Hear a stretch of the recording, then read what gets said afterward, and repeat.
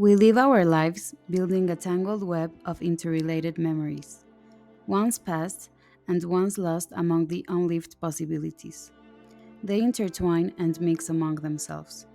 Whatever our memories whisper in our ears that we are, is as close to us as whatever we never became.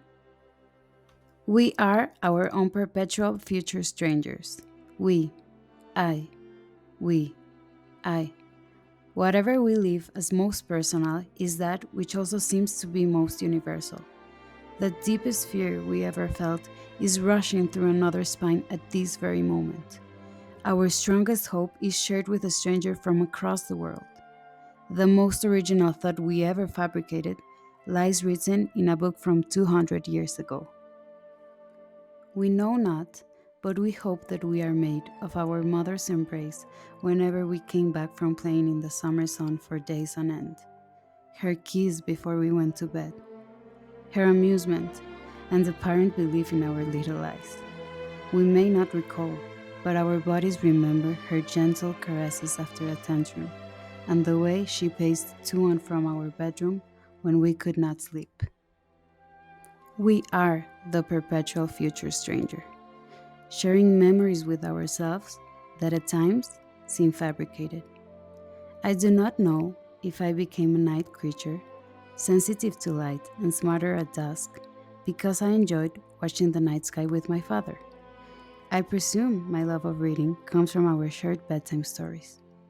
Do I recall his footsteps coming home? Have I noticed a similarity in the way we talk, and more so, the way we listen? Was I once indeed a tree climbing girl?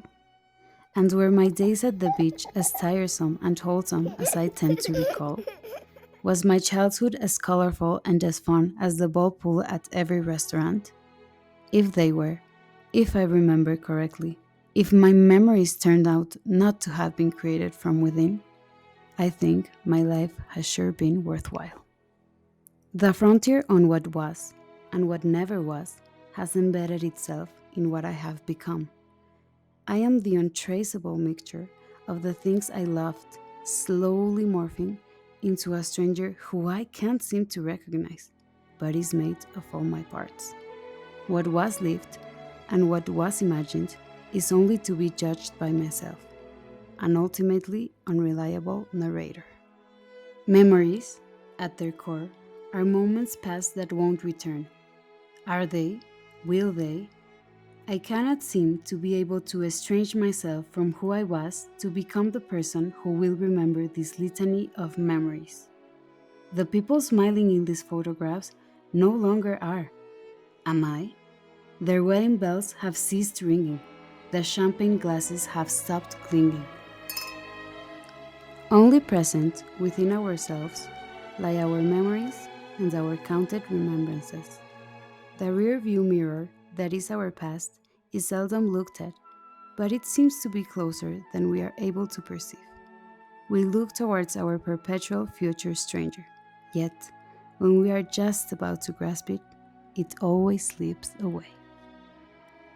Memories, my memories, our memories, lived, discarded, forgotten, permanent, embedded within us, eternal. We know they live in our brains, but we feel them in every inch of our body, in all the nooks and crannies, in every single cell. We are the ones that prevailed, and the ones that did not. We are them.